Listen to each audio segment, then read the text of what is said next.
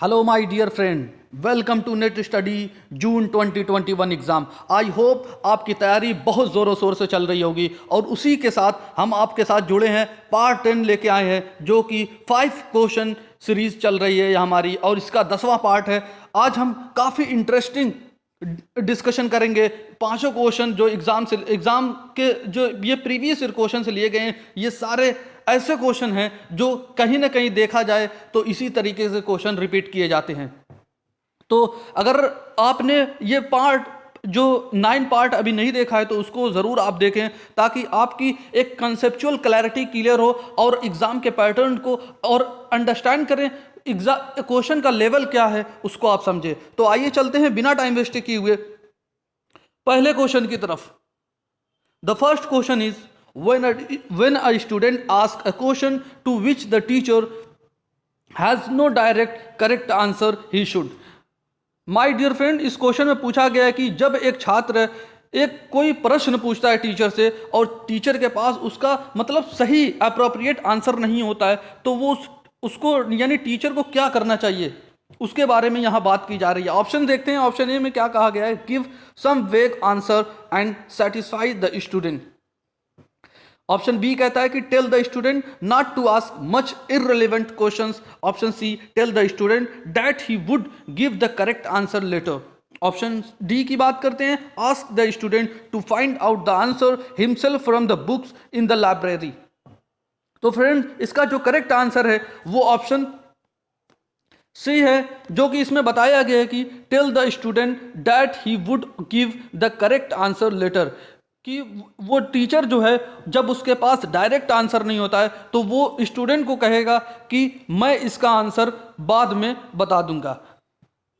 क्योंकि अगर ऑप्शन पहले को देखते हैं तो इसमें कहा गया है कि गिव सम वेग आंसर। वेग आंसर देने का कोई मतलब ही भी नहीं बनता, क्योंकि जब अगर गलत आंसर एक टीचर देगा, सेटिस्फाइज को कर देगा, तो इससे कोई मतलब नहीं बनेगा। ये एक इररिलेवेंट ऑप्शन ए बनता है, इस वजह से ये करेक्ट आंसर नहीं होगा। ऑप्शन बी की देखते हैं तो ऑप्शन बी में कहता है tell the student don't ask the much irrelevant question, कि टीचर उससे ये भी नहीं कह सकता कि इररिलेवेंट क्वेश्चन न पूछे।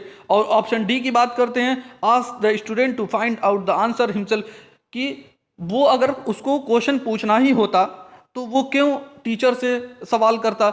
इस वजह से टीचर ये नहीं कहेगा कि वो इसका आंसर खुद ढूंढे किसी लाइब्रेरी की बुक में।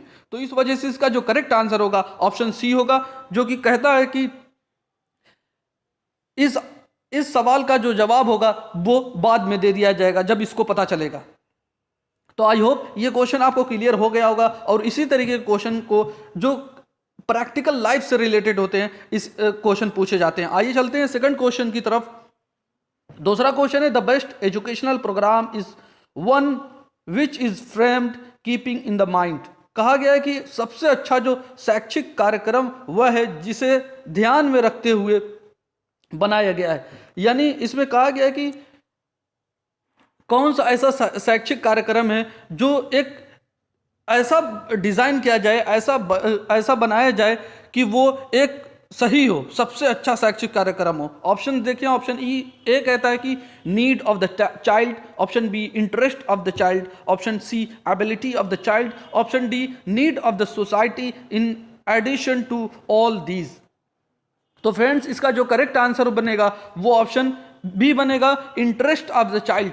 ये इसका करेक्ट आंसर बिल्कुल सही होगा, क्योंकि इंटरेस्ट अगर जो भी लेसन प्लान किया जा रहा है अगर स्टूडेंट के रिलेटेड नहीं बनेगा तो वो इसमें इंटरेस्ट नहीं लेगा। जब वो उसमें इंटरेस्ट नहीं लेगा तो वो क्लास में अच्छे से पार्टिसिपेट नहीं करेगा, जिससे एक एनर्जेटिक और या जनरेट जो एक अच्छा इन्वायरमेंट क्रिएट होता है वो नहीं हो पाएगा। इस वजह से अगर एक सबसे अच्छा शैक्षिक कार्यक्रम बनाना हो तो वो इंटरेस्ट ऑफ द चाइल्ड होना चाहिए।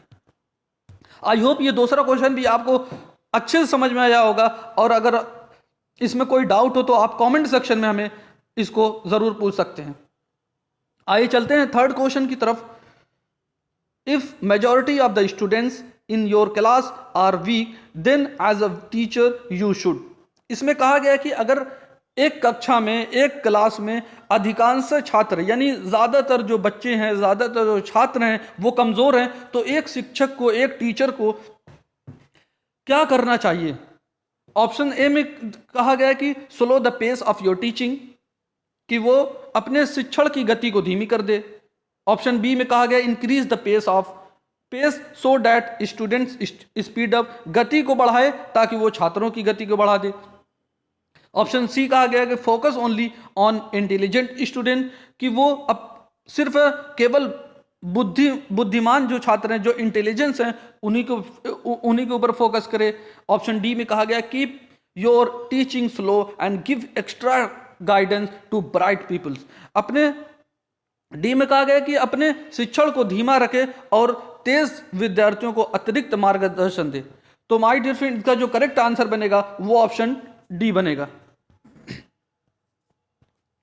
ऑप्शन डी बनेगा क्योंकि वो दोनों को ही उसको लेके चलना है, क्योंकि एक क्लास में कमज़ोर भी बच्चे हैं और एक क्लास में अच्छे भी बच्चे हैं, तो उन दोनों को ही फोकस करना पड़ेगा। लेकिन जो कमज़ोर बच्चे हैं उनको भी फोकस करेगा और जो इंटेलिजेंट बच्चे हैं उनको और ज़्यादा जो एक्स्ट्रा गाइडेंस देने की कोशिश करेगा।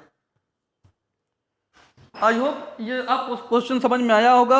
आइए चलते हैं फोर्थ क्वेश्चन की तरफ। The most important appropriate meaning of learning is, तो जो अप्रोप्रिएट मीनिंग, सीखने का जो सबसे उपयुक्त अर्थ है वो क्या है? ऑप्शन दिए गए। Option A acquisition of skill, option B modification of behaviour, option C personal adjustment, option D inculcation of knowledge. तो माय डियर फ्रेंड, इसका जो करेक्ट आंसर बनेगा वो ऑप्शन बी है, जो मॉडिफिकेशन ऑफ बिहेवियर है। नॉलेज का जो सीखने का सबसे उपयुक्त अर्थ होता है कि इंसान जो होता है उसके बिहेवियर में चेंज आए, उसके व्यवहार में चेंज आए, क्योंकि व्यवहार ही इंसान को दिखाती है कि हाँ ये कितना इल्म वाला है या कितना ये ज्ञान हासिल किए है।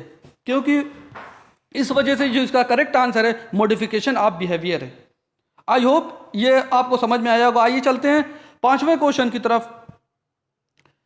पांचवा क्वेश्चन है the type of communication that the teacher has in classroom is term as. पूछा है कि एक शिक्षक के पास कक्षा में संचार का जो प्रकार होता है कहा जाता है, यानी एक टीचर जो होता है वो कक्षा में किस प्रकार की कम्युनिकेशन करता है उसके बारे में यहाँ पूछा गया। ऑप्शन देखते हैं। Option A interpersonal, option B mass communication, option C group communication, option D face to face communication.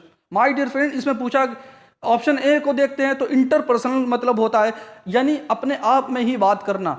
तो ये इसका करेक्ट आंसर हो ही नहीं सकता, क्योंकि एक टीचर जो होता है क्लास में अपने आप से बात नहीं करेगा। जब भी वो बात करेगा एक स्टूडेंट के जो फेस टू फेस होता है उससे बात करेगा। और अगर ऑप्शन बी को देखते हैं तो मास कम्युनिकेशन की बात की जाती है। मास कम्युनिकेशन ये वन लाइनर प्रोसेस होता है, क्योंकि मास कम्युनिकेशन सोशल मीडिया के लिए या टेलीविज़न के लिए ये होता है, लेकिन एक क्लासरूम के लिए मास कम्युनिकेशन नहीं हो सकता। ऑप्शन सी को देखते हैं ग्रुप कम्युनिकेशन। जी हाँ दोस्तों, इसका जो करेक्ट आंसर होगा वो सी होगा, जो ग्रुप कम्युनिकेशन को जो एक टीचर जो है कम्युनिकेट करता है, ग्रुप कम्युनिकेशन होता है क्लास में।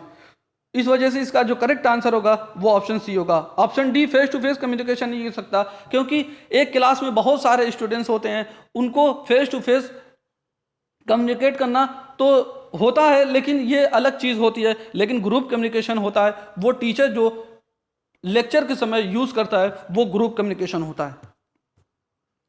आई होप ये सारे क्वेश्चन आपको समझ में आएंगे और ये काफ़ी इंटरेस्टिंग क्वेश्चन थे जो हमने डिस्कस किए। अगर आपको ये वीडियो अच्छी लगी तो वीडियो को लाइक करें और अपने दोस्तों के साथ ज़्यादा से ज़्यादा शेयर करें। अगर आप इस चैनल पे नए हैं तो चैनल को सब्सक्राइब करें और साथ ही बेल आइकन को क्लिक करना ना भूलें, ताकि आने वाली सभी वीडियो का नोटिफिकेशन आपको मिले। माय डियर फ्रेंड, आपकी स्क्रीन पर 2 वीडियो शो कर रही होगी, आप उस पर क्लिक करके आप अपनी तैयारी को और बेहतर और अच्छे डायरेक्शन में उसको ला सकते हैं। तो thank you for watching, God bless you all.